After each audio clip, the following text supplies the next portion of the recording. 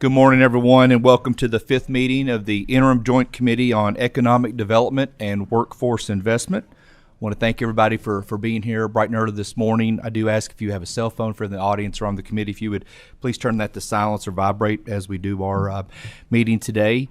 Before we get started, I think a lot of members and maybe also members of the viewing community saw the statement that was put out yesterday. We lost one of our colleagues in the Kentucky legislature, Senator Johnny Turner. I would like to turn the meeting over right now to my vice chair of the Economic Development Committee and a member of the Mountain Caucus, Senator Wheeler, to provide some comments. Thank you, Mr. Chair, and I think that we all feel a grievous loss with the death of our colleague, Senator Turner, me especially. As many of you all know, we were fast friends and sweet mates, and I see many of you on the audience probably many times even took joint meetings with you all. And, as I stated, when I first found out about his passing, I'd known of Johnny for many years. I really got to know him down here in the legislature, and I think, as anybody on this committee will attest, the man had a heart of gold. He lived to serve. He lived to help others. There's often said, you always see the commercial about the most fascinating man in the world. I think Johnny Turner fit that bill pretty well. You would find out within a short time of meeting him that, I think he had already died once and came back. He was hit by a car twice. He was in a deck collapse, and I thought if anybody could pull through it this time, it would probably be him. But, I think the Lord can only expect so much out of any one of us, and I guess it was Johnny's time. But the second thing you would find out is, more than anything, he loved his family. He was constantly talking about his children and his grandchildren and their achievements in life. And one of the reasons that he wanted to serve was to give other Kentuckians the types of opportunities that he had and he had been able to give to his children. He's a man that rose from humble beginnings. He's one of 11 children, son of an injured coal miner. Worked his way through boarding schools, went into the Army, met his wife in Panama, came back to the United States, worked in a factory to get the money to bring her over here the right way. I think he even told the story this last session about how he drove all night to get to Chicago to make sure that he could get her in at a particular time. Went through Union College and then to the College of Law, and ended up becoming a legal legend in Eastern Kentucky. And that's really no understatement. He tried hundreds of cases and represented thousands of injured workers, and during his first term in office as a representative, did a lot to mitigate some of the harshness of a workers' compensation law passed by Governor Patton in 1996 to create a more fair and balanced system. When he returned in 2020 and 2021 in the Senate, he brought a lot of those same values and experience back here, and I think we all enjoyed some of his stories. I know I did immensely, and his loss will be deeply felt here. So, Mr. Chairman, thank you for giving me this short time to memorialize our friend. I know that he will be sincerely missed by all of us, and especially in this upcoming session. I mean, there's certain people who have a presence, and I think that Johnny's presence will be sorely missed. Thank you, sir. Thank you, Senator Wheeler. And we just ask that please continue to keep the Turner family and Eastern Kentucky, the Mountain Caucus, and the entire Kentucky General Assembly and others as we continue to do our business today and throughout this next legislative session. Thank you all. Sasha, if you would, please call the roll. Senator Boswell, Senator Funky Fromeyer, Senator Gardler, Senator Harper Angel, Senator Howell, here. Senator Mills, Senator Storm, Senator Thomas, Senator Wheeler, here. Senator Wilson, Representative Baker, Representative Bauman, Representative Brasher, present. Representative Callaway, Representative Camuel, here. Representative Duval, here. Representative Elliott, Representative Gentry, here. Representative Griffey, here. Representative Huff, here. Representative Jackson, present. Representative King, Present. Representative Cole Carney, Representative Lawrence, Representative Lockett, Representative Pratt, Here. Representative Sharp, Present. Representative Tackett Lafferty, Representative Truitt, Co-Chair Wise, Present. Co-Chair Branscombe. Present. We do have a quorum, a duly constituted to do business today. And once again, thank you everybody for attending today.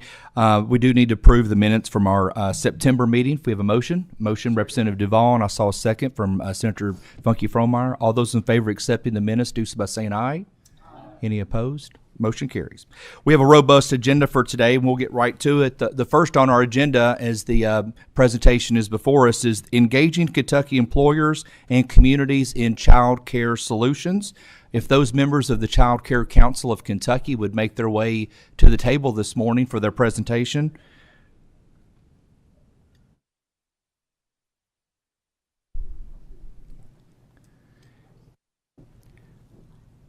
Ladies, you all may have presented before in this committee or others.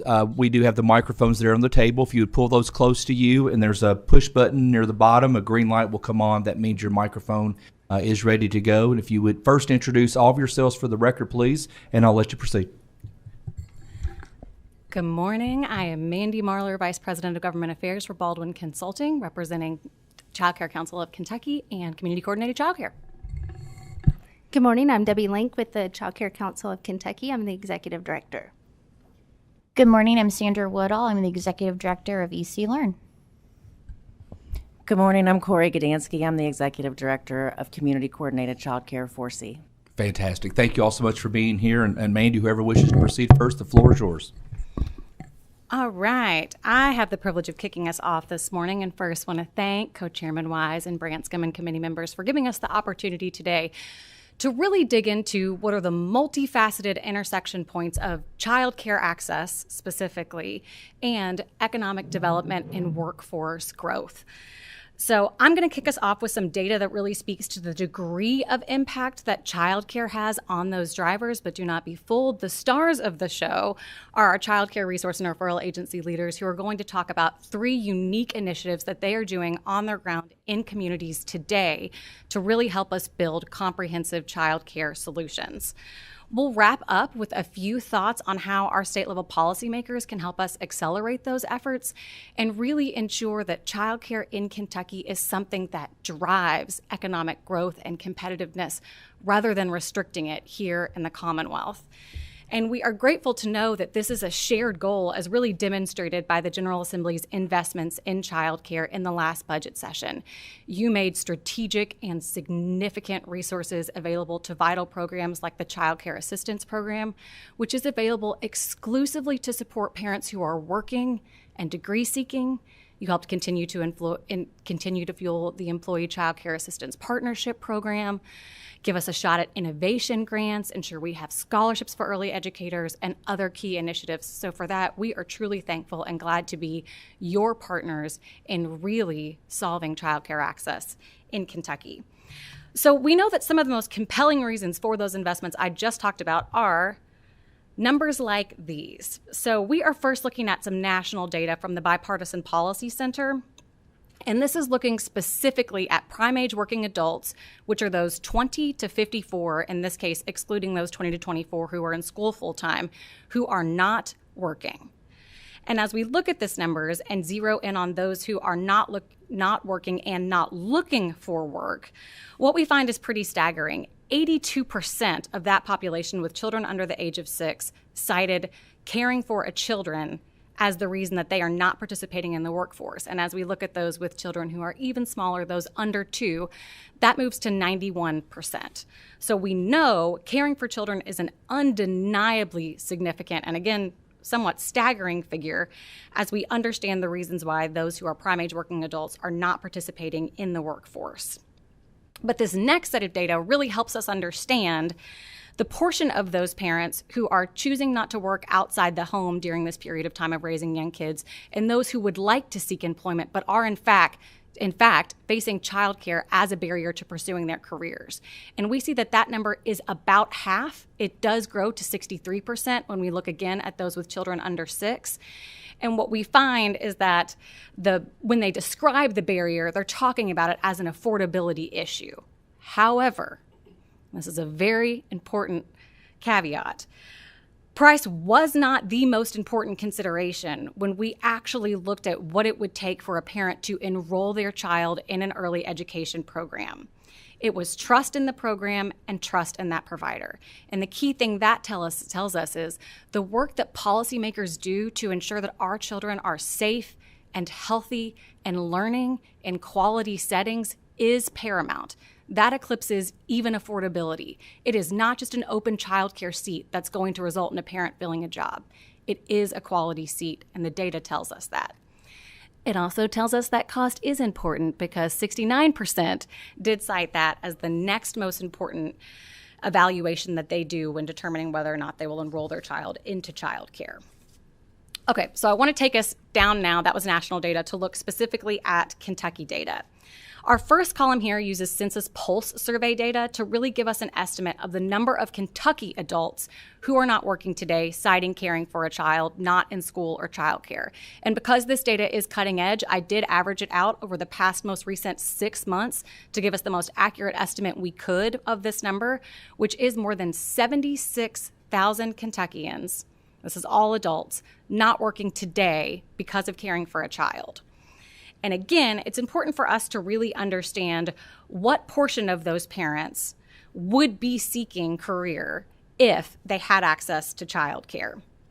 And if we use that metric that we saw before, about half, and apply that here, we realize that if we found seats for less than half of those 76,000 people, which are presumably those who would be seeking work, we could cut the gap between Kentucky's labor force participation rate for prime age working adults and the national rate in half. And that is a gap that has persisted for decades.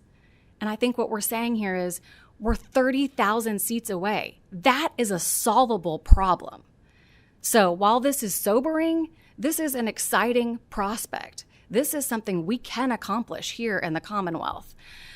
But it is clear to us that we need to get started soon, because while we see this as a single solution, and I can't point to any other that could move the needle this far, what we're seeing on the ground today isn't the trajectory that we want to be hitting. A September survey by the Kentucky Youth Advocates showed that 1 in 4 parents across all types of communities in Kentucky are actively looking and struggling to find childcare. 37% in the past 12 months have reduced their work hours due to childcare concerns, and so nearly a third in the past 12 months have temporarily left the workforce due to childcare concerns.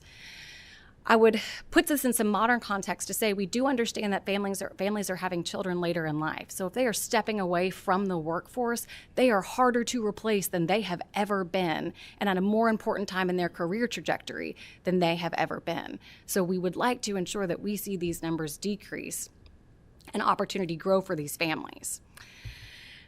And I would incumbent upon me to point out that when children do not have access to childcare and early childhood education, those consequences are multi-generational. This data on the left here was just presented by KY Stats to the Effective and Efficient School Government District Task Force. I nail it, that's it, yeah.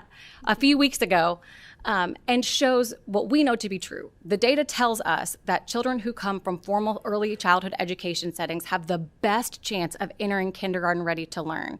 And we see here from KY Stats that when that is the case, they are more than twice as likely to be reading on grade level when they reach that pivotal 3rd grade milestone, which ultimately indicates for us what their outcomes will be in their K through 12 setting and beyond. And then we also know from a growing and established body of research that children who have access to those early childhood education programs, they have increased earnings. They are leaders in our economy, helping drive us forward. They have better health outcomes. They have less reliance on public assistance, less involvement in the justice system. Those are all things we want to see for our kids, and they all start in those first 5 years when 90% of a child's brain develops. That's why kindergarten readiness is such a strong indicator of lifelong outcomes. With that, I'm going to turn it over to hear what we're doing on the ground about these challenges. I just wanted to kind of tell you a little bit about what a local child care resource and referral agency is. We all represent, there are 5 across the state, and they're you can see on the screen, EC Learn, Community Coordinated Child Care. I represent the Child Care Council of Kentucky, TTAS, which is through Western Kentucky University, and the Appalachian Early Childhood Network. So we, as local resource and referral agencies, we provide support to families, child care providers, businesses, and the community.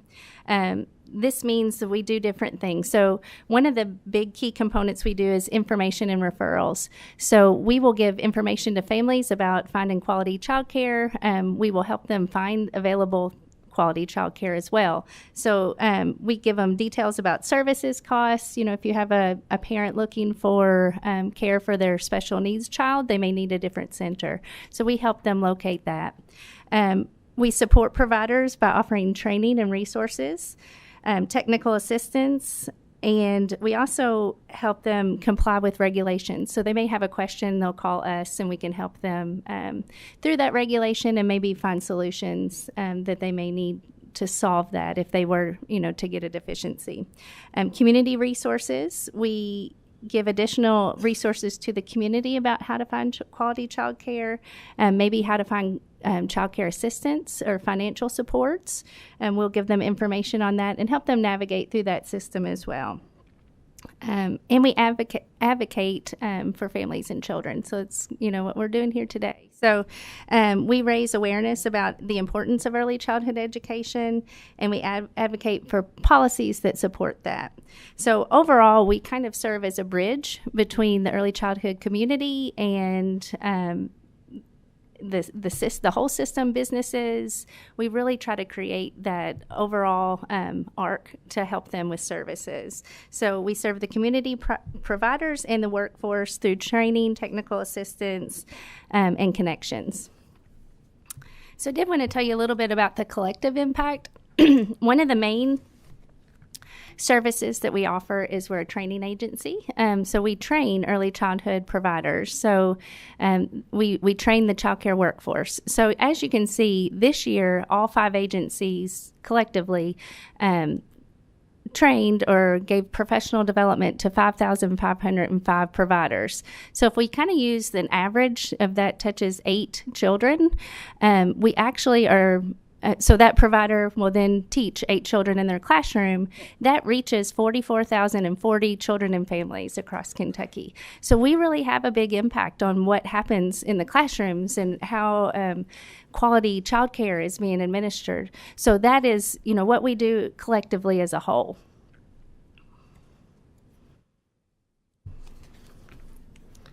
And as you can see, we are all we all also are part of the Family Child Care Network. So that, as you can see on the screen, all of the local resource and referral agencies participate. So in red, that is the Western Kentucky part of the region. So they serve those counties. And it is based on population of providers. So as you can see, Jefferson County is 4C, which is Community Coordinated Child Care. They serve just Jefferson County because there's such a concentrated number of providers in that area. And then EC Learn serves the green area. And then Appalachian Early Childhood Network serves the yellow, and then Child Care Council serves the blue. So the reason the Family Child Care Network is so important to the workforce is because we offer things that the traditional brick and mortar Type 1 centers don't. So we are able to offer flexible hours. So we can, they may be able to stay open. So they fill those gaps, in between for the needs for the workforce. If someone's working second shift that may not, traditional hours, closing at 6 doesn't really work for them. We also fill the gaps in deserts. So it's much easier and less overhead for someone to open a family child care home in a child care desert than it is to open a traditional center. So again, the family child care, they can have 6 children in their home. So for every family child care, we open 6 spots. And then for a type 2, we could open up to 12. So, and then personalized care. Again, I kind of mentioned, children that may have different abilities or that may need different specialized care, they can get that in a family child care because there's lower ratios, and they can really give specific care for that child. So it helps them hone in on the needs and meet needs of the family. So as of September 30th, the Division of Child Care awarded 106 family child care startup grants, and that opened up 636 slots at least, because some people will serve 6 at a time. So they may have, 6, then they may have after school care too. So at least 636 slots that were available due to the family child care grant. So we are thankful for those.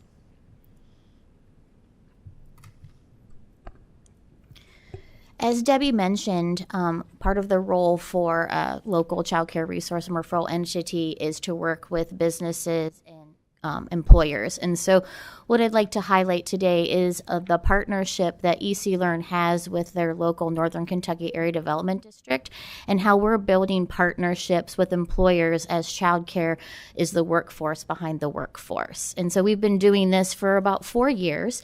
And one of the things that we're doing is looking at an initiative called Northern Kentucky Works. And so it's a collective impact with a lot of community stakeholders coming to the table to look at what a thriving Northern Kentucky workforce looks like currently and what it looks like for the future. And so there's 5 focus areas that the Northern Kentucky Works focuses on.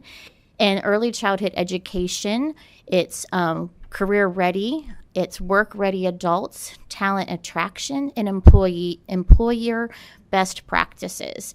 And so early childhood education is the focus area that I chair, and we feel it is the foundation for the other 4 areas, because we're looking at how to decrease barriers for childcare for the current workforce, and then how we're forming the future workforce and getting them ready for those soft skills and the things that they need to retain and hire good employees. And so that's one of the things that we look at, as we've heard in some surveys in our area, that a top 2 barrier is childcare. And how are we going to hire good employees, and how are we going to retain the employees that we have? And so I kind of want to walk you through what that looks like for the Northern Kentucky Works, and how we're empowering businesses, how we're engaging businesses, and how we're elevating the field of early childhood education. And so by empowering businesses, we work with them to help influence how the childcare infrastructure can be a healthy and robust system. And that looks at how they can support increasing access, not only to center-based, but to in-home care, and how we can make more slots, and how we can have those trusted adults caring for their children while they're at work or at school.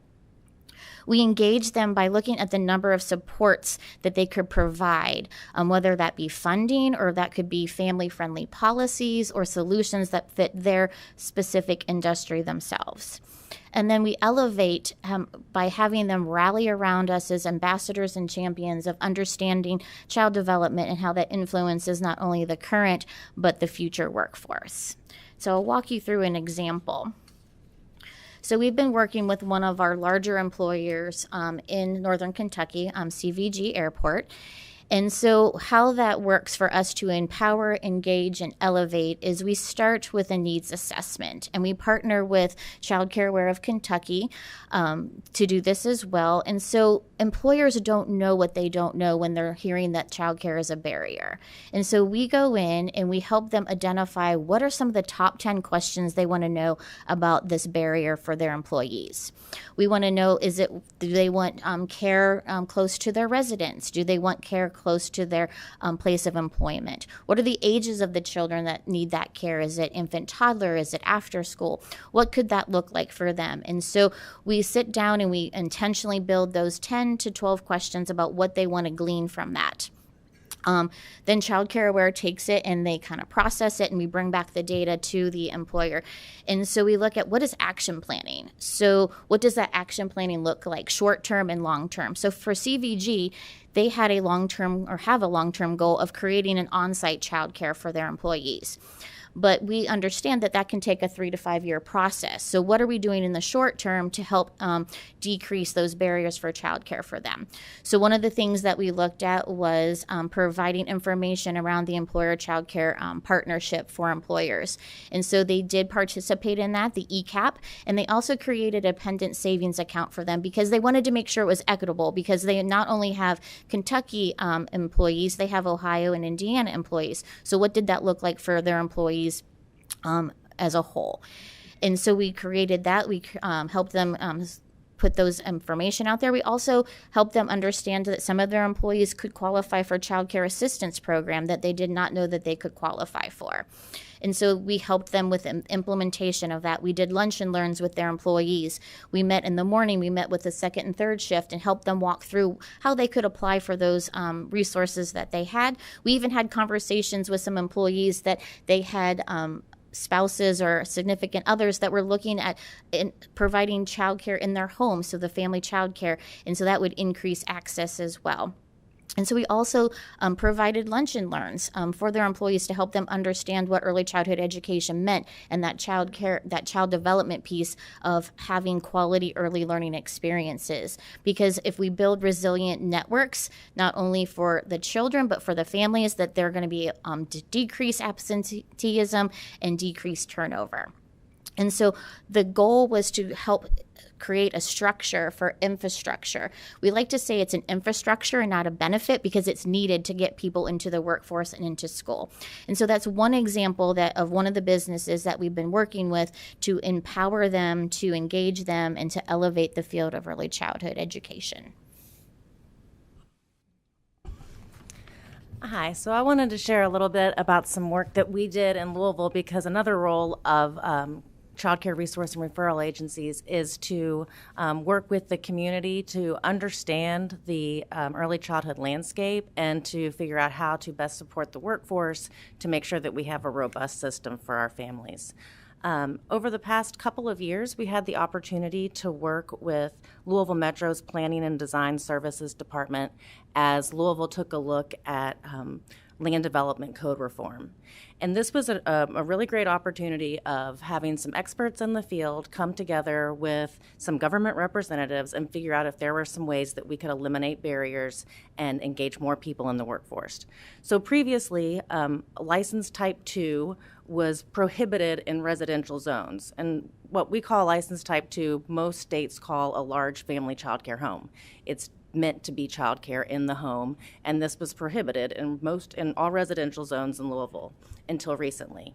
And after we had changes made to the land development code, we have 2 new type 2 child care centers have been added, one of them providing 24-hour-a-day care, which was something that we did not have previously. And we were able to have new child care centers that could be approved with conditional use permits and with special standards. So because of these reforms, we were able to add 10 more centers with those special standards. In addition, we took a look at other barriers, including what the fees were to get these conditional use permits, and we realized that there were some really good deals for people with Airbnb, but so we said, well, can we not have that same thing for childcare? So now the conditional use permits to get those large family childcare type 2 centers are now free, and the fee for centers has been reduced from $1,200 to $500. And doing this process, we've really built relationships within that planning and design services department. So we have a go-to person when we're working with child care centers to say, as you're trying to figure out how to navigate this system and get through this, we know who to call. Call Joel at Louisville Metro, and he's there to help them. Another thing that we did recently is we did an early learning workforce study, the first of its kind that was been done in Louisville. Basically, the kind of data that we have access to around childcare is really limited because it's based on licensed capacity. However, licensed capacity doesn't tell us the true story of how many children that center is actually able to serve because of either their decisions about how many kids they want to serve, or more importantly, how many staff they have and how many rooms they have open to be able to serve those children. And the directors answered in the survey that they would be able to serve 11% more children in our community if they had more staff. But they don't have more staff because of all of the challenges related to recruiting and retaining early childhood staff, mostly because it is not a very breadwinning opportunity. Family child care providers, center teachers, and assistants, according to this workforce study, have a family income of around $35,000 to $39,000, and we know that that just doesn't cut it for our young families. One of the questions that we asked as we were thinking about how do we prepare our community to be able to serve more children in the future is how long do our current child care workers think that they're going to stay in the field? And more than 1 in 5 said that they're going to leave in the next 3 years.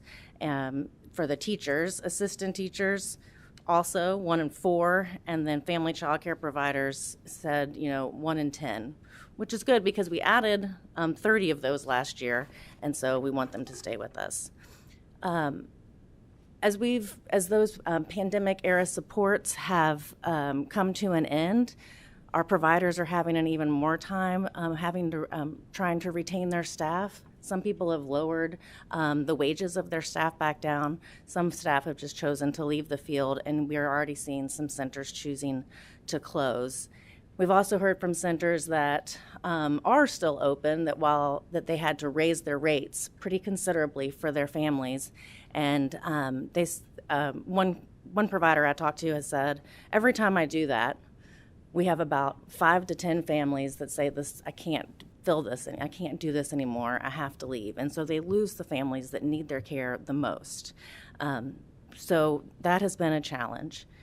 One of the things that, a recommendation that I'll want to thank you for and ask that we continue to do is providing the child care assistance program support for child care employees.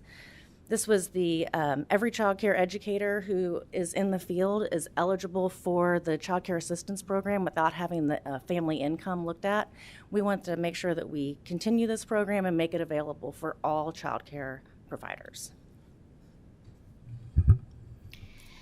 As you heard me earlier describe our strong partnership with the Northern Kentucky Area Development District, which contributes to our growing workforce, that with the collaboration for us to align childcare and develop workforce initiatives and really support that quality early learning experience for children and families in our region.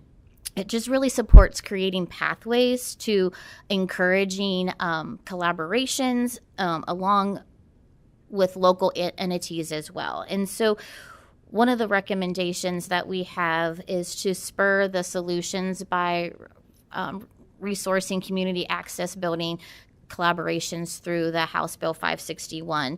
And that just really helps us empower local entities to create more child care certified ready communities with their support and able to develop policies and just kind of model some of the work that we have been doing with the ad currently with the workforce initiatives. And before we move on, I just want to underscore 2 points about our first recommendation there, how critical this support for those who are working in childcare is. You'll see on the screen that for every 1 educator that we can keep or bring into the field, that is an average of 8 seats that they open for families. So if we take the current number of educators, about 3,400 who are using that program, multiply that by 8, it's more than 27,000 seats. And remember, the gap that we're looking at is an approximate 30,000. And that is one single solution that Kentucky put in place. We were the first in the nation, and now there are many other states following suit who did that. So we absolutely have the capability and will here to close the gap that we're still seeing today. The second is that when we are competing with a median wage, right now it's $13.97, but this is actually the wage after we put pandemic era supports in place. We understand that providers have had to cut wages since then. The thing that can keep somebody in the field is if they are receiving childcare without that additional cost to their home, because then their income picture and their kitchen table calculations look radically different. We've mentioned the Employee Child Care Assistance Partnership, or ECCAP. This was legislation passed by the General Assembly in 2022. And just as a quick recap of that, what this program does is allow that for employers who elect to offer a benefit for child care tuition to have that matched up to 100% by the state. So if an employer said, we're going to give our employees using regulated child care $100 a month to help with the cost of that bill, the state can then match that up to that $100, giving that family $200 to support paying that expense for the month. Now, this is the kind of innovative cross-sector partnership that it is going to take for Kentucky to move the needle on this. And we have learned a lot since launching the program. Again, we were absolutely trailblazing in the space when we did. And two of the most significant insights from those findings are that, one, too few employers know about this program. We really, really need to amplify awareness. And there are employers who would benefit tremendously from having some assistance with integrating this into their existing benefit structure and then administering the program as they go forward with those monthly payments and agreements that they have with the state. So what we want to recommend today is that we stay in conversation with the Cabinet and with the General Assembly to ensure that we're using the existing resources funneled to that program to really ensure that we're addressing those two things, cutting through any challenges we see, and making this the most viable and vibrant opportunities for employers that it possibly can be. And Mandy, we're going to, if you briefly tighten it up here, we're trying our best. We've got two other presentations for today and we have a list of questions, so if you could get right to the end, greatly appreciated. Last recommendation. Okay, so as I mentioned earlier, the Family Child Care Network is a way for businesses to be supported through non-traditional hours, all kinds of extra services they can have with the small ratios and things like that. So our recommendation would be to continue to fund the Family Child Care Network, the startup grants. So again, we opened 636 new slots. So these weren't existing slots. So they were new slots for the community. So we want to continue that. Thank you all so much. I know this is a major policy issue. I see some of our members, Representative Elliott, Representative Baker, yesterday were in Families and Children, and maybe others. It seems like every month in the interim, child care continues to make its way in various committees, and that's a good thing. We need to have the conversation. I think we also need to have the conversation, too, of what's the role of government as it relates to child care. So greatly appreciate your presentation today. We do have a few questions. Representative Jackson. Thank you, Mr. Chair. Thank you, ladies. Great presentation. This is not the $1 million question. I think it's the $1 billion question that you're dealing with. What caught my attention as a career educator is the kids that are kindergarten ready scored at third grade reading level proficiency 59.3%. Those who weren't kindergarten ready scored at 24.4, 2.5 times greater if you were kindergarten ready. Would you have an opinion about universal pre-K, what that would do for the child care and getting more people back into the workforce, and as well as the education part of it? We do have thoughts on that. I think, and the first one would be, we absolutely agree that expanding access to childcare for all families and early care education programs for all families who choose that option is vital. And we certainly want that to be the direction that we're heading. When we talk about what it looks like for us to unlock that access, the most important thing for us to keep in mind is that that is best done through multiple settings. So really combining the federal programs of Early Head Start and Head Start, public preschool, and private childcare. All three settings have to be involved. This is a very interconnected ecosystem. And again, we need families to have the choice to put their child in the best setting for them to learn and grow. So as we think about expanding access, all three of those things have to be in the conversation every time, or even logistically speaking, we will never get there. Thank you, ladies. Representative Ballman. Thank you, Mr. Chairman. Mrs. Marler, thank you very much for the data that you provided. I did have just a clarifying question on that, just so I fully understand the scope of the opportunity here. You mentioned 76,000 workers are not in the workforce because of child care. How many of those folks are out of the workforce because of child care due to just a family choice? They choose to stay at home and raise their children. That's a great question. So what that national data from the Bipartisan Policy Center showed us was it was about half. So if we look across that nationally, about half of the families who are citing caring for children as the reason they're not working are choosing not to work outside the home, and the other half would like to pursue a career but are bumping up against that childcare barrier every time. Thank you. Representative Kulkarni. Thank you, Mr. Chair. I have 3 very specific questions, if that's okay. Yes, I'll go slide by slide. So on your 3rd slide, the economic impact of childcare shortages, I think it was the 2nd one in that series. I had a question about how do you think remote working opportunities would impact this problem generally, or if it does, or if that's another tool we can use. Well, I would say that working remotely with a 2-year-old, I hear, doesn't go very well for the parent or the employer. So I think that remote working opportunities are great because they can still get our parents closer to where they might be able to receive childcare, whether that's in a family childcare home or in center-based care. But I certainly don't think that we can imagine that parents can work from home, do that job well for their colleagues, for their employer, for their milestones, and be caring for a child in that same home simultaneously. Got it. That makes sense. Slide 6, the collective impact. So my specific question there is, what is the pipeline, or is there a pipeline for increasing the number of providers entering the field? I can't remember who was talking about it, but we're losing providers, but also we just don't have enough right now. So is there any kind of pipeline being built just to get the providers in who can then be trained? There are a couple of things we're working on. We actually work with the Governor's Office of Early Childhood. There's apprenticeships for early childhood, so we offer those. But we also are working hand in hand with the career centers to really recruit from people that are actively seeking jobs. So that is another strategy that we're using across the board. Okay, and final question, slide 12. Are subsidies, or these programs in terms of like matching and subsidizing some of the cost, are they more effective to be given to employers or families directly? The most efficient funding flow is to providers. So if you're helping a family cover the cost of that child care bill, with programs like ECCAP, when they can cut that check straight to the provider, so the family, never has to hit their income limits, which might affect other eligibility for programs in their taxes, and that provider knows they're going to get that check reliably from the state every month, that's really the best and most stable option for everyone, for that specific programs like that. Okay, thank you, Mr. Chair. You're welcome. Last question for this session, this panel, Senator Thomas. Thank you, Chairman Wise. First of all, let me say I appreciate Representative Jackson's question about universal pre-K.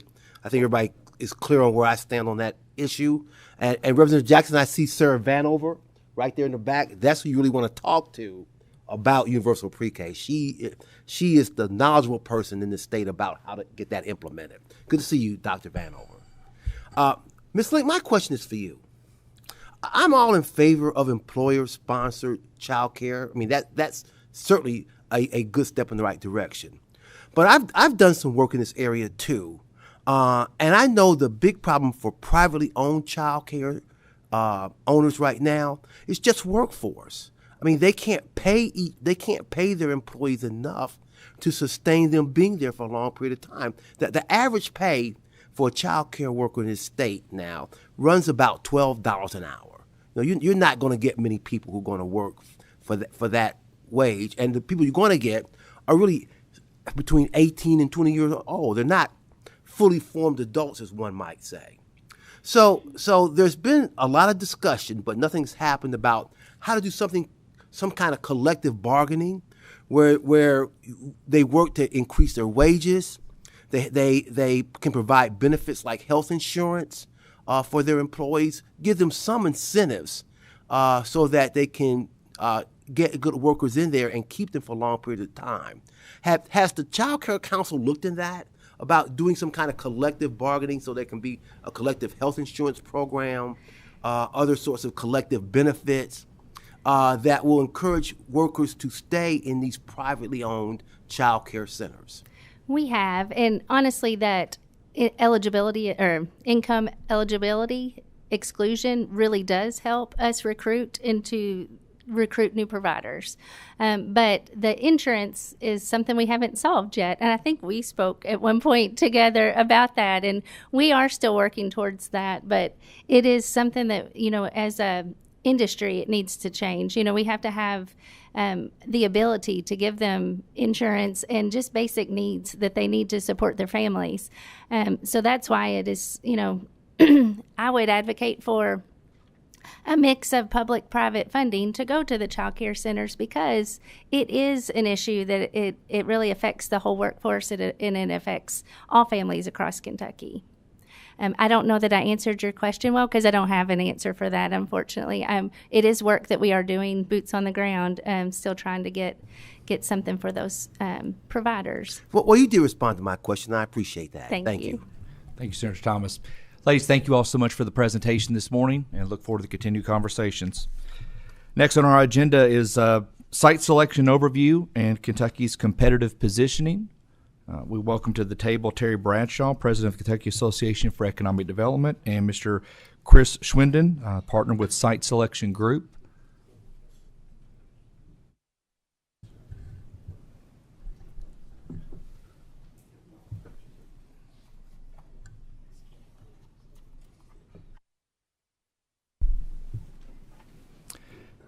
Thank you both for being here this morning. And as the protocol procedure, there's a microphone in front of you. If you hit the push button on that, the green light will appear and the microphone is on. Looking forward to the presentation today, so the floor is yours. Good morning. My name is Terry Bradshaw, and I'm the president of the Kentucky Association for Economic Development, and I appreciate the opportunity to be here with you today. I am going to skip over most of my remarks. I'm here all the time. You know where you can find me. If you want me to speak to you, I'll be happy to any day. But Chris is here from Dallas this morning, and I want to be sure that you hear from him. Chris Schwinden is with Site Selection Group, and he's joined us today to provide you some information on how site selection works, how Kentucky compares to other states, and what we're doing right here and where he thinks maybe we can make some improvements.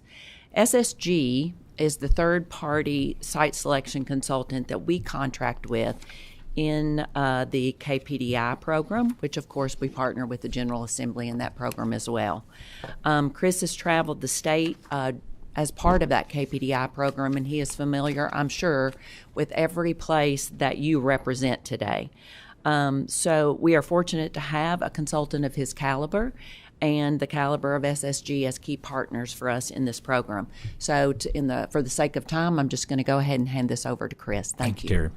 Yep. Good morning. Thank you, Terry. Again, my name is Chris Schwinden. I'm with Site Selection Group based in Dallas, and it's a real privilege to be speaking to you today about, we're going to try to cover a lot of different topics really quickly. Everything from overall site selection to Kentucky's competitive positioning, to talk about how you can become more competitive to KPDI and so forth. So really also want to appreciate Terry and the KAD team. You have one of the best economic development support agencies in the country. They do a fantastic job in this space. And the Cabinet for Economic Development, who's been a partner with us on the KPDI program for going on 6 or 7 years now, we've just had a really, really great relationship and partnership with KAD and the Cabinet for several years. So excited to talk about that.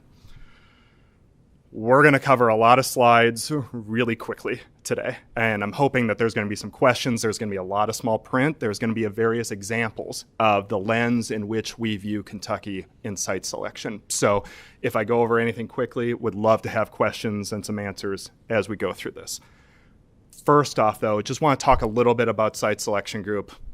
We joke, we've got a very good name for what we do. We do corporate site selection.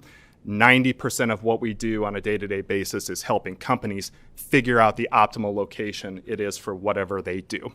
You'll see on the left side of the screen there kind of 4 icons. The first 3 are what we do for our corporate clients. Location advisory, basically all the consulting that goes into helping companies figure out where to go and why.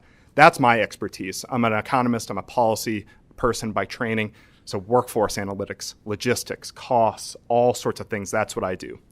Real estate services, that second icon, that's everything from going and finding a 100,000 square foot box to lease to what I think we're going to talk about more is positioning greenfield sites for larger projects. We have a whole team who focuses on evaluating real estate. Economic incentives, happy to have conversations about that, how tax and incentive policy can impact site selection decisions. Finally, that fourth icon on the left, economic development consulting. Because of that corporate work, from time to time, we're engaged by local, regional, state, utility economic development to help them do various types of analyses, typically around sites and workforce, to get more competitive, to attract and retain and grow corporate investment. That's the lens in which we've been working through the KPDI program over the last several years.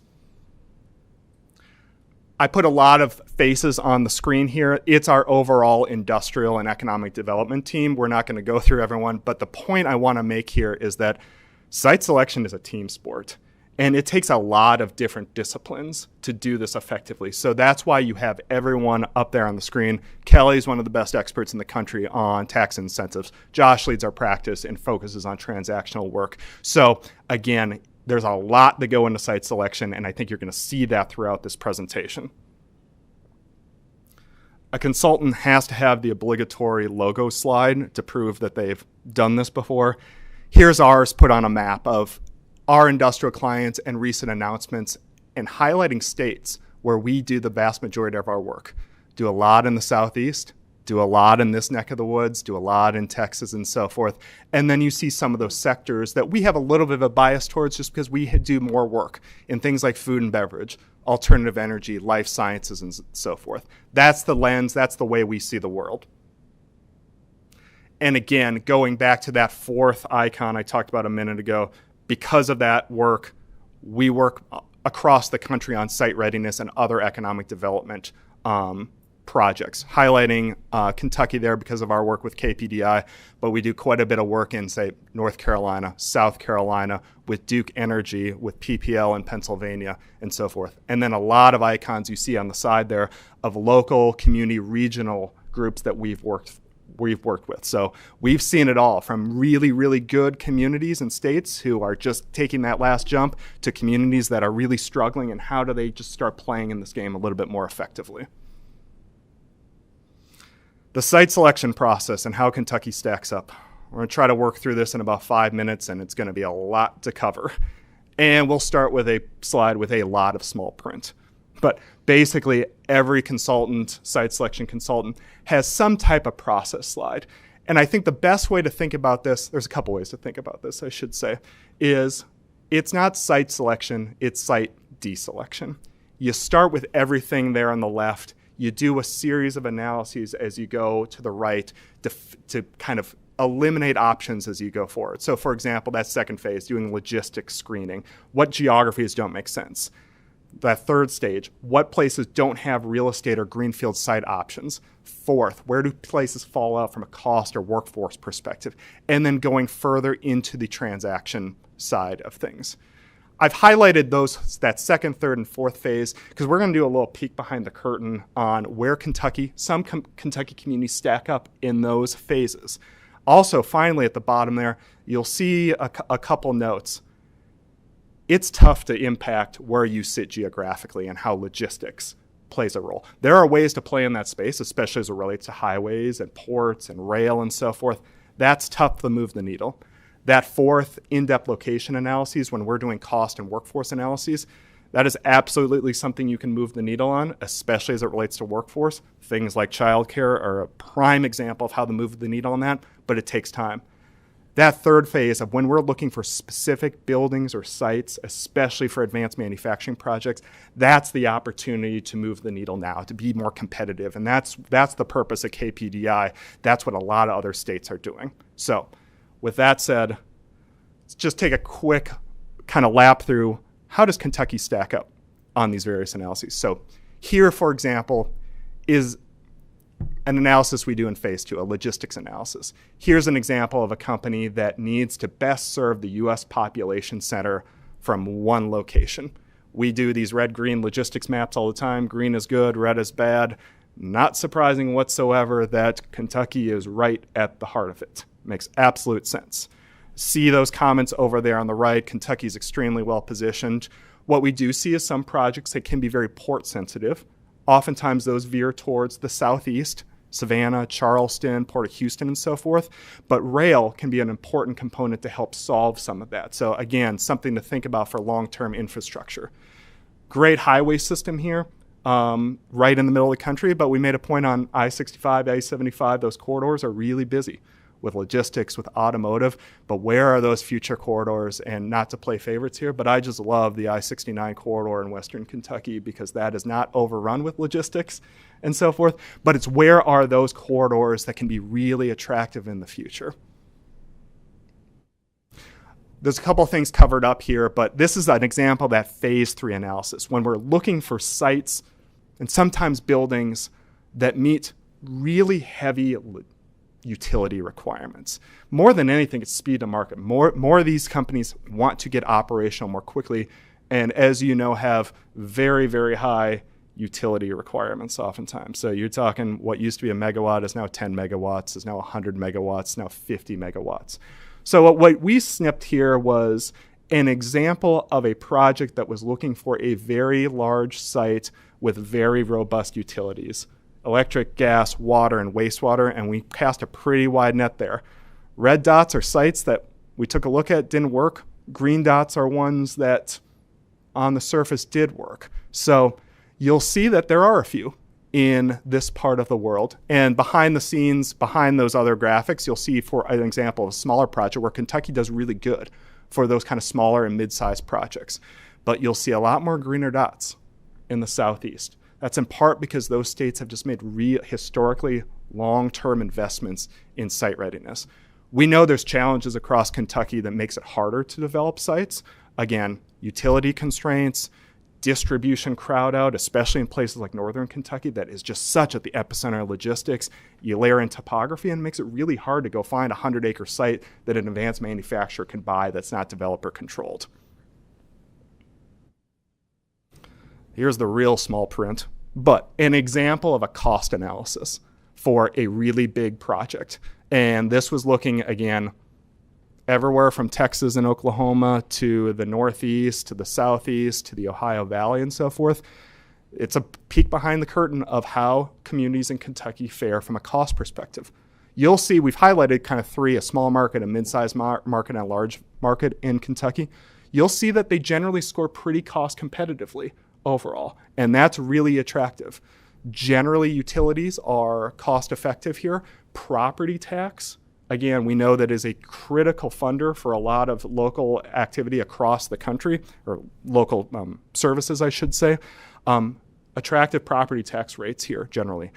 As projects get more and more capital intensive, your property tax competitiveness becomes more and more important.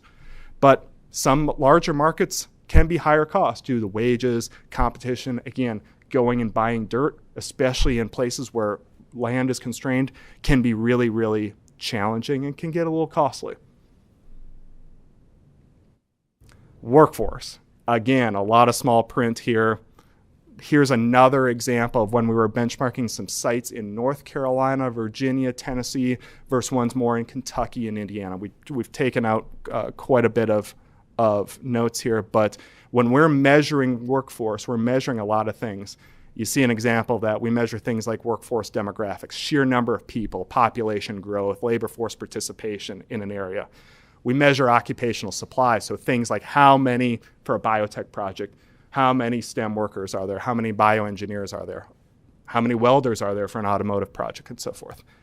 Demand is the interesting side of where there's a lot of competition. And increasingly what we see is places that have had a lot of big wins and have been very fortunate to have a lot of big wins, they're just going to get more competitive. That's a first world problem, but you see that in markets like Hopkinsville and Bowling Green and so forth. They've done really well, but they're starting to get competitive. So what you generally see in Kentucky is you have that really strong presence of workers and occupational skill sets, especially in larger markets.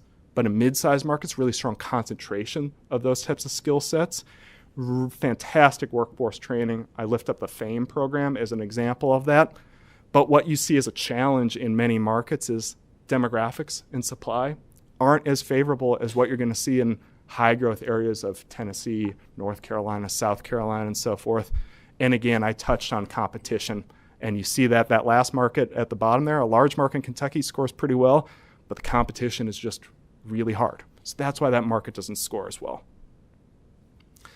We put it all together in one summary chart where we take that cost analysis on a scatter plot, the up-down axis, quality and workforce on the right axis, but the most important and the thing we've circled here are green dots. Green dots mean you've got a site that works. So you'll see that bottom right one, high quality, low cost, a green site. Those dots don't exist right now because they've been picked over. It's really hard. But what we see increasingly is if you can turn your dot green, if a community with state support can turn a dot green from a site perspective, they can get a site visit. And then that's where you have the opportunity to sell a community and really land those projects. Sites are really tough right now to find sites that have utilities, electric, and water. So folks can overlook some other things from a workforce, from a cost perspective, to go find those green sites. So if I leave you with anything is just the question, how do you turn more of your dots green across the Commonwealth? I'm going to skip over this very quickly. I'm more than happy to talk about incentives. Generally, Kentucky is very competitive. Again, it's always a balance of incentives are important to make a good place better, but also to offset things that are less competitive from a tax perspective. I always use the example of South Carolina. South Carolina gives really big incentive packages because they have really high property taxes they have to offset. So happy to talk more about incentives, but also this isn't my area of expertise. Final couple slides, improving competitiveness. This is the state of product and site development of what states are spending to invest in site readiness. It's a bit of a, dare I say, an arms race.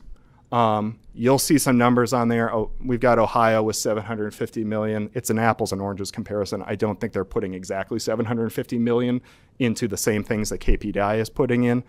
But you can get a sense over there on the right of what other states are doing. Site acquisition, paying for diligence, infrastructure improvement, all those things. We are really, really excited that Kentucky's been in this game and using KPDI for this for the last several years and making those investments that you all have made in this program to make it even more competitive.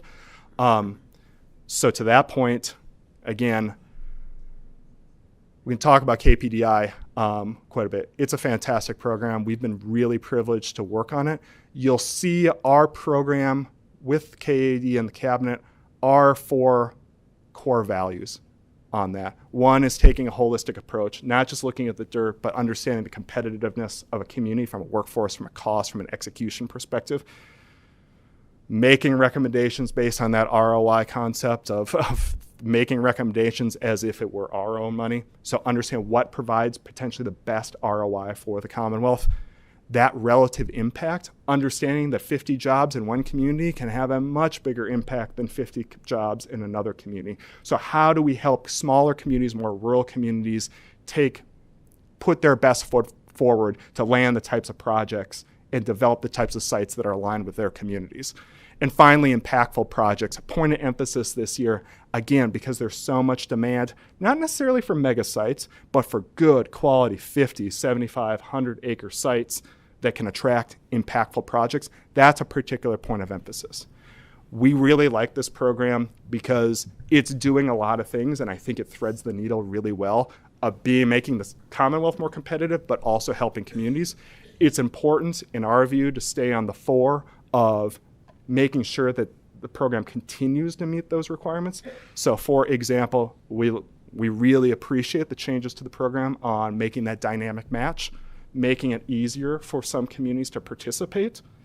Also thinking to the future of what other things might make a community more able to participate. For example, natural gas is fundamentally a challenge in getting it to some communities across the state. And having natural gas is important to attract more and more projects, but there's plenty of projects out there that don't need gas in their process, can use propane, can use other things for a heating perspective. So right now, gas or the ability to get gas is a requirement of the program, but that's an example of where there could, in our view, potentially some flexibility to help more communities who who have good sites, they just don't have gas because it's 20 miles away.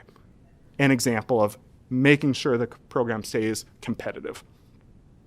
And then final slide here, we talked about sites and making that impact in the short term and long term. But in our view, site selection and being competitive is all about people in the long term. You could spend hours talking about any one of these, of what are the investments from an education perspective, from a demographics and a talent attraction perspective. You see childcare on there. We echo everything that team said from a childcare perspective. It's an important issue for site selection. And then finally, the point I'll leave you with is that economic development, just like site selection, it's a team sport, and it takes a lot of expertise from a lot of different partners working across the Commonwealth. Again, KAD is the best convener of all the economic developers we've seen in the country. They do a fantastic job, but making sure that the state, or the cabinet, I should say, is aligned with utility partners, is aligned with locals, and everyone is pulling in the same direction, making sure you've got folks have the tools to attract and retain the right talent in the economic development space. So, tried to cover an entire discipline reasonably quickly, I hope, and would love to have questions or conversation now or after. First of all, fantastic job. I'm always one when I look at presentations and I see 19 slides, I fear of death by PowerPoint. But you did a tremendous job in covering a lot of material in a very concise, laser-focused way. I thank you for that. It's very good. We do have some members with some questions. We'll jump right into them. Senator Funky Fromeyer. Thank you, sir. You're giving me a promotion. So, question for both of you. Thank you. That is absolutely brilliant. And I'm going to echo what you said. Our KAED is fantastic. We requested that they come help us in Pendleton County, and Secretary Knoll jumped in with 2 feet. He was just absolutely fantastic with your team. So thank you. We're working on some opportunity there. But if we legislators would like to connect one of our cities, counties, to perhaps have this assessment of assets, but of opportunity, how would we go about that? Is there an opportunity there? You want me to start that?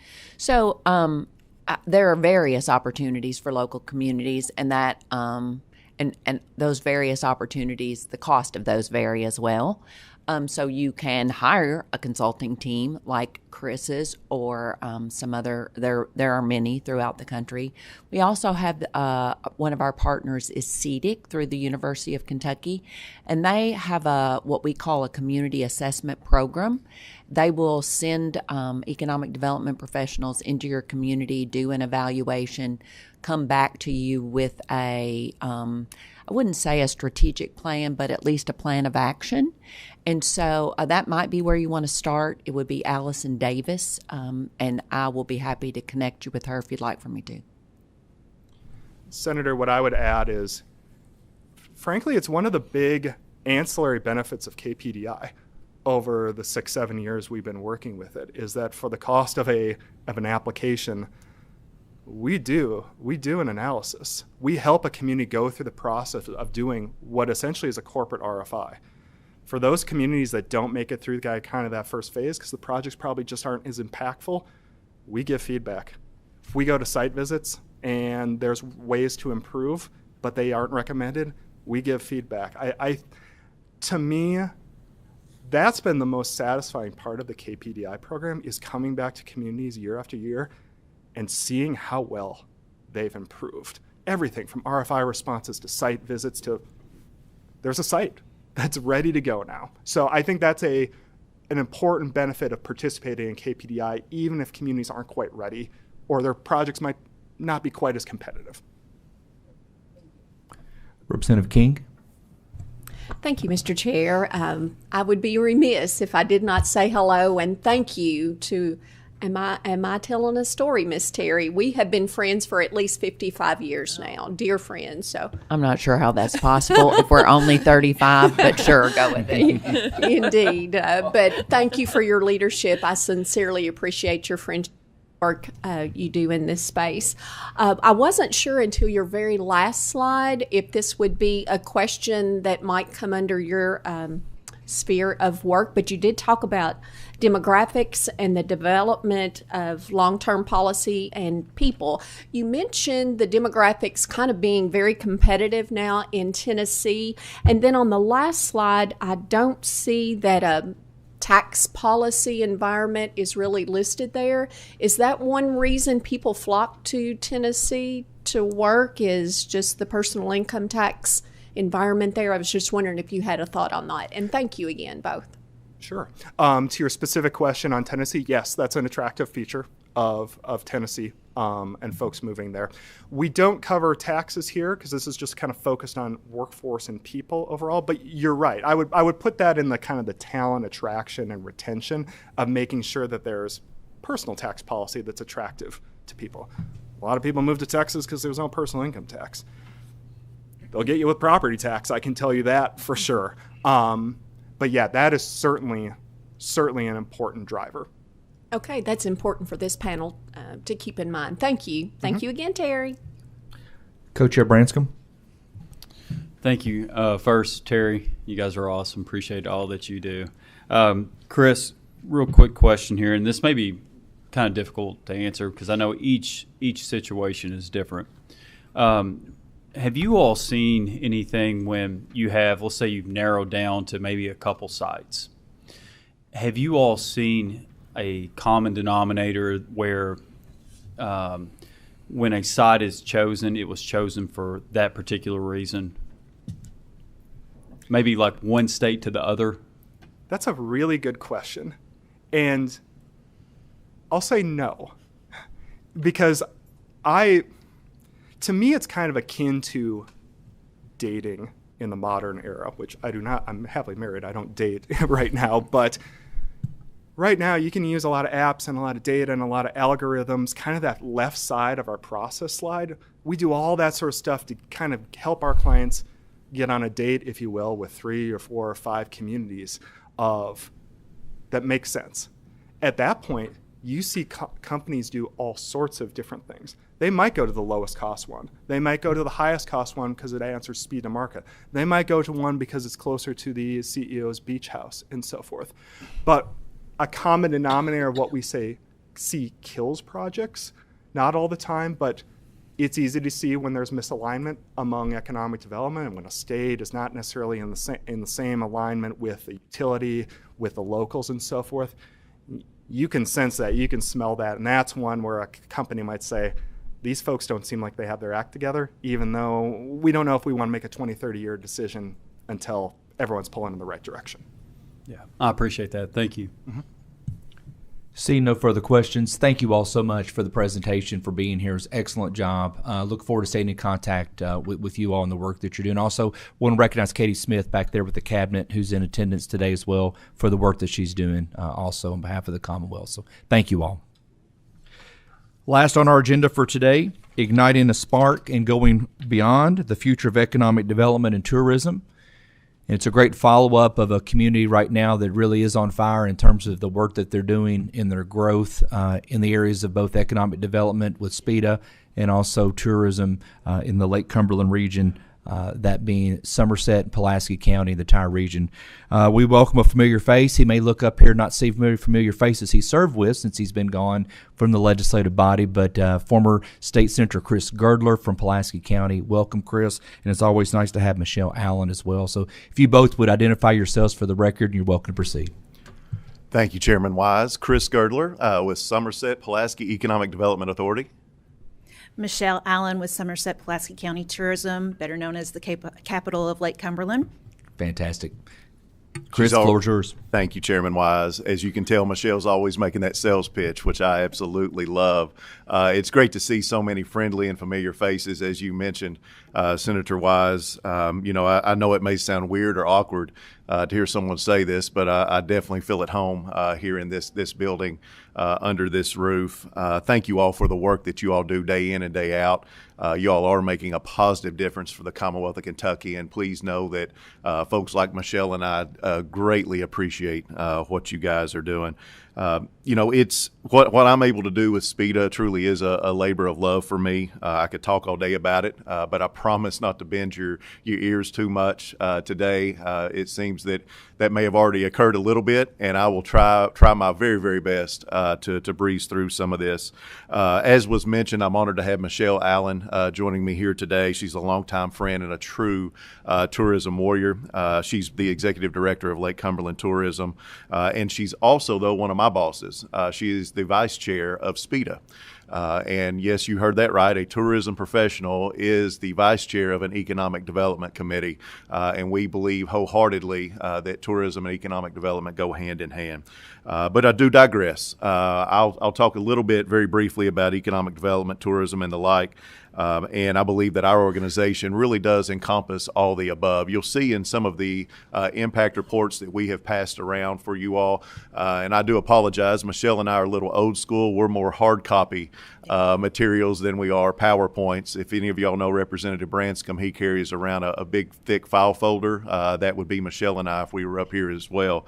But on a personal level, I'm honored to have been the founding CEO of SPIDA just a little over 5 years ago.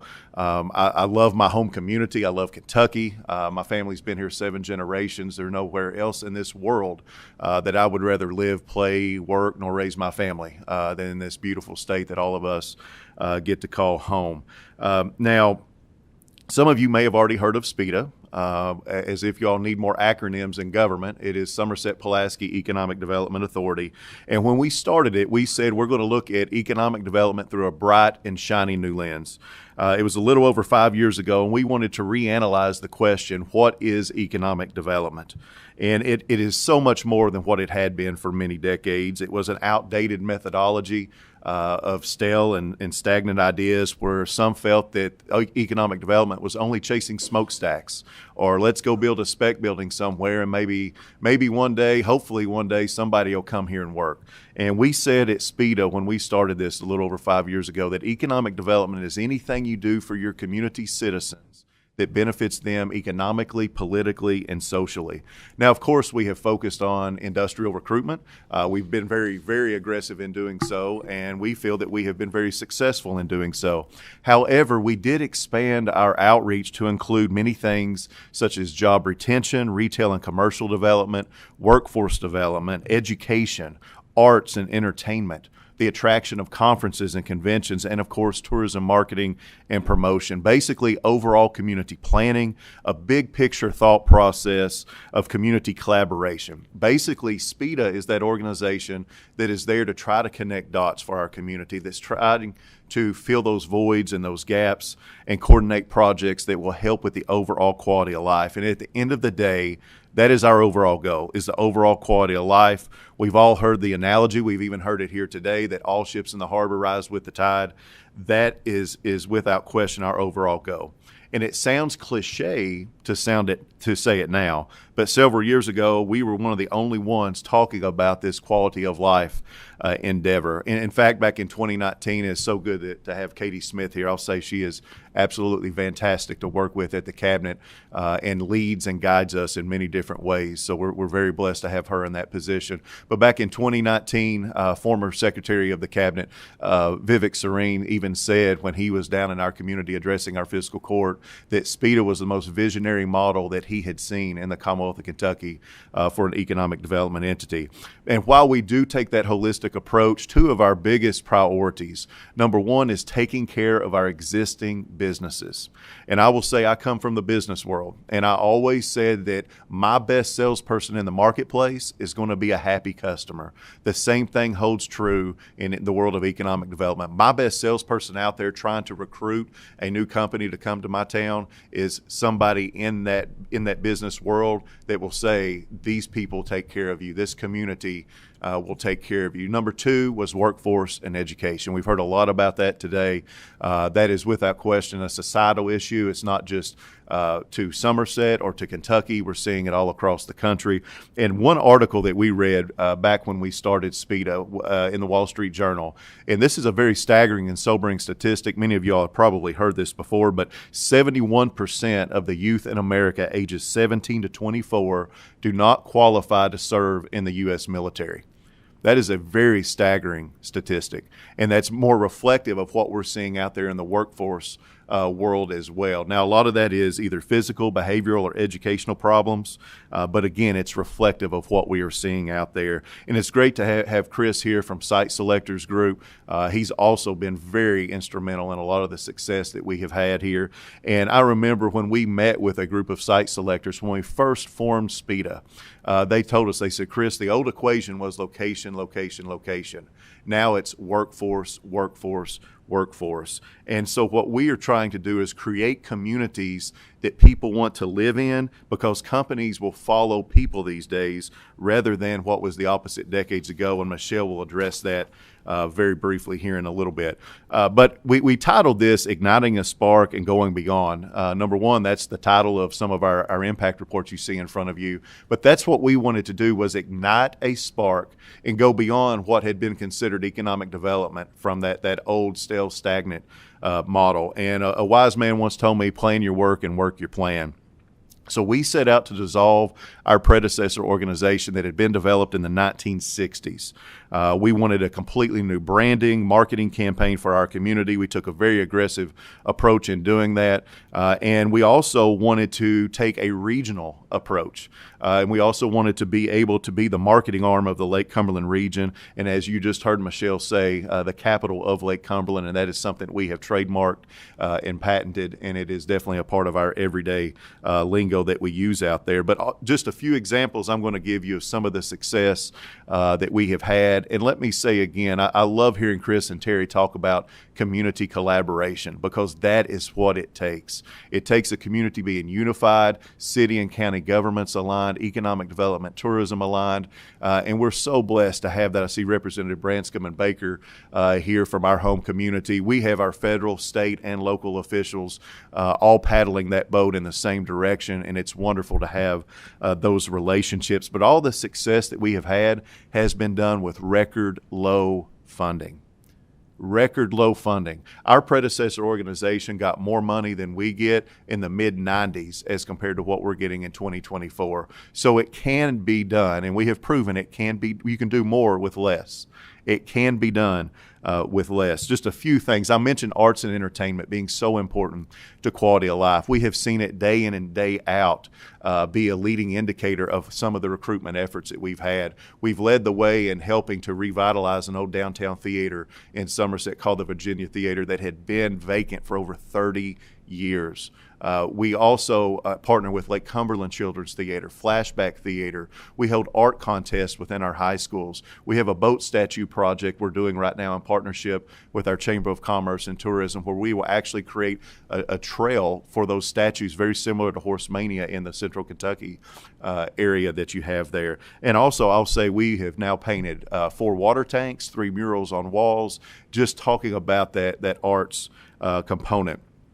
With workforce, we're very proud of the effort that we've led with the Pulaski County Detention Center.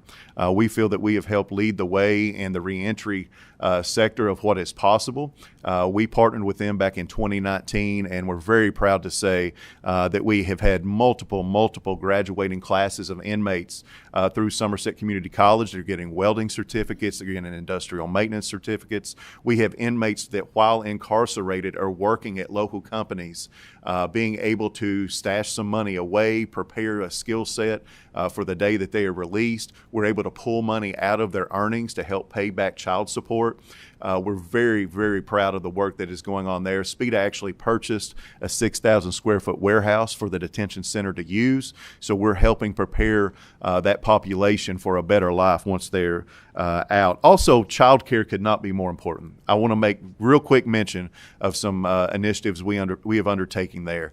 We in our industrial park, one of our industrial settings, where we have over 3,000 employees stationed right now, we sent out a nationwide RFP. We had 2.5 acres at what could be deemed maybe possibly remnant property, but we sent out a nationwide RFP requesting proposals of what to do with this property, and that special consideration may be given to a child care center.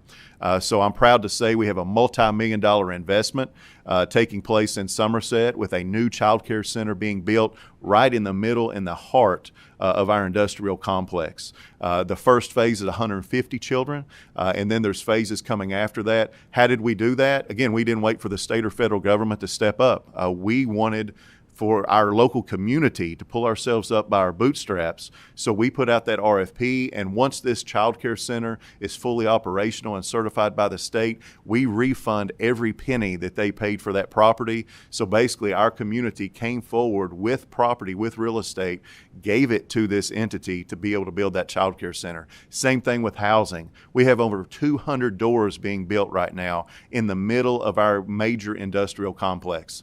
Nationwide RFP goes out, developer comes forward, purchases the land off of us. 200 apartments and residential homes being built right now as we speak in the middle of a major industrial complex. So at the local level, we are hitting the housing issue and the child care issue head on there. I want to mention two other things real quick.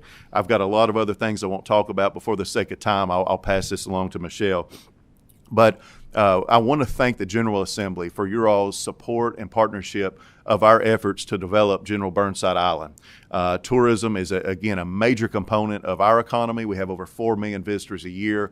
And basically, we wanted to form a special purpose governmental entity. We called it Dream Big Burnside. And Chairman Wise, thank you for the 2016 P3 legislation that you championed back in that day. And what we are asking for with this group, we are asking to be able to go out and be in control of our own destiny and issue an RFP to see what kind of private developers would come forward and potentially develop this island. So we're going to be coming back to you all for assistance in that. We want to thank you for the monies that you gave this entity to conduct a feasibility study. It had been well over a decade since one had been done, so now we have that updated. But we hope to be able to use that legislation, Chairman Wise, that you all so wisely passed back in 2016 to be able to lead the way. We all know the condition that our state parks are in, and we need all the assistance. And you all legislatively as well, I want to commend you for this. Encourage the Department of Parks to seek out partnerships with local government entities as well as private sector developers and operators. So we hope that we're going to be able to hold the Department of Parks accountable for that and allow them to work hand in hand. And also, just very, very quickly, I want to thank you all for the investment in PDI. We heard Chris and Terry talk about that. We are an example in our community of what a positive impact that PDI money makes. It had been since 1995 since our community had built an industrial complex. To say that we were behind the curve would have been a gross understatement. But when we came into fruition, we immediately purchased some acreage and we went to work. We've already sold our phase one.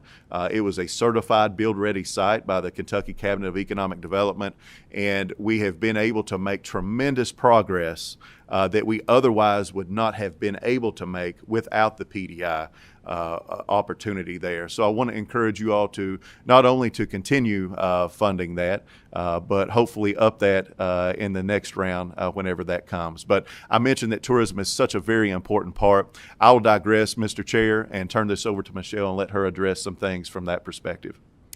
Good morning, and thanks for having us. I'd be remiss if I didn't say thank you for the ARPA funds that you allowed the state to have that went straight to tourism, then funneled down to each of our offices or communities.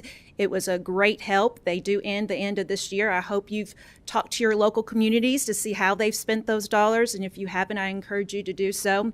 Hopefully you've seen some of the fruit of their labor for doing that. You have in front of you, it's called the work of a destination organization. Really, it's the work of everybody in a community. And as Chris mentioned, we do have 4 million visitors a year that come to the Lake Cumberland region. And we're very proud of that. But the question is how do we keep people coming back, and how do we get those new folks to return to or start a visit from the first time? COVID happens. Everybody was down, and I'll be honest, we weren't as down as some of the other folks. Maybe 30%, where some were down 60%. Why? Because of our natural beauty, because of our short-term rentals, because of our lake, because of our trails, and honestly, how we collaborated, how to handle this situation as a community, not just somebody just on their own in their own organization. So if you look at that wheel that you should have in front of you, it all starts, and think about it when you go on vacation with a visit. And how many of you thought to yourself, oh gosh, wouldn't I love to live here if I had this much money, or if I retired, this is where I want to be, or gosh, I wish I had a job down here. So it starts with that visit. So we have to make sure that that visit is well worth their return. So once they visit, they think, I want to live here. Well, if they're going to live here, they might need to work. So then if they work here, then they're going to invest here, and then it all starts over again with that visit. So those that have thought that tourism isn't an industry, tourism is most definitely an industry.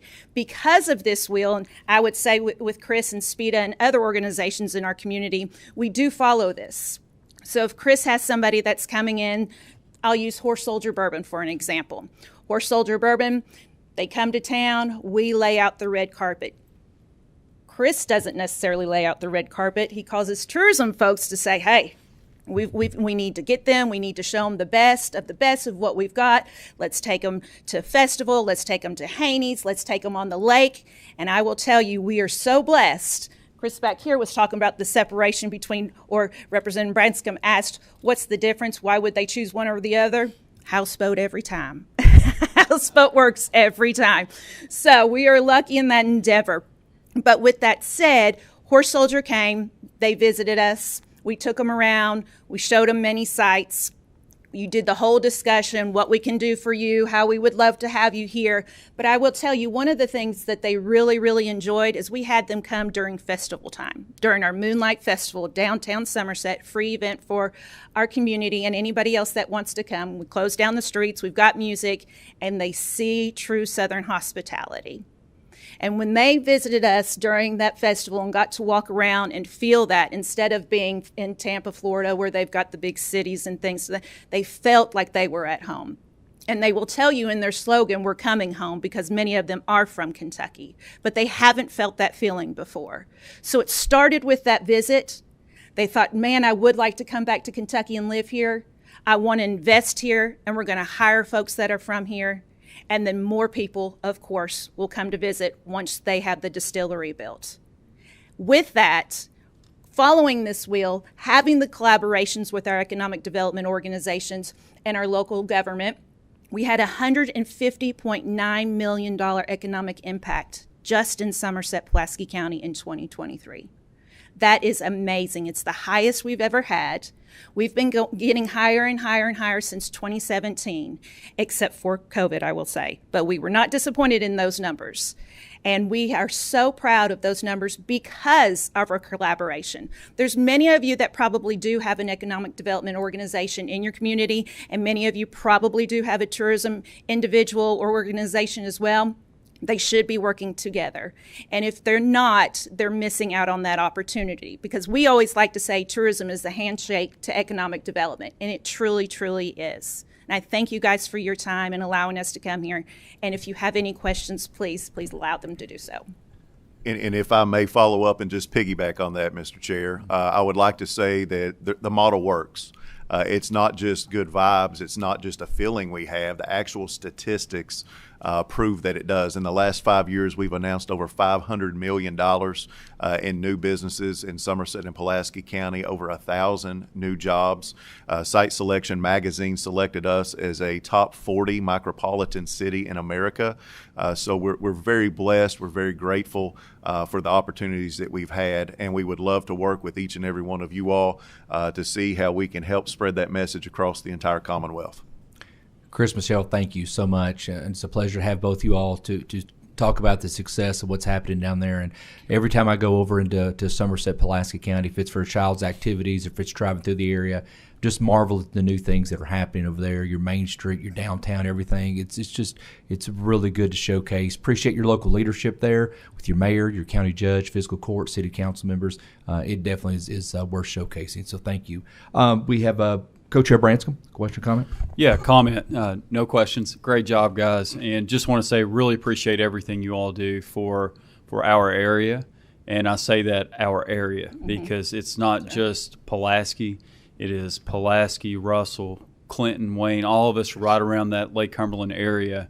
And I think you guys are really the model in how economic development and tourism work together, and that is so important. It's not separated. Right. It's all one and the same. And so I just really want to commend you all for everything you do for our area. Thank you. Thank you. Senator Funky Fromeyer. I just can't resist the opportunity to compliment you. The Funky Fromeyer family, we have 22 that came and rented a house.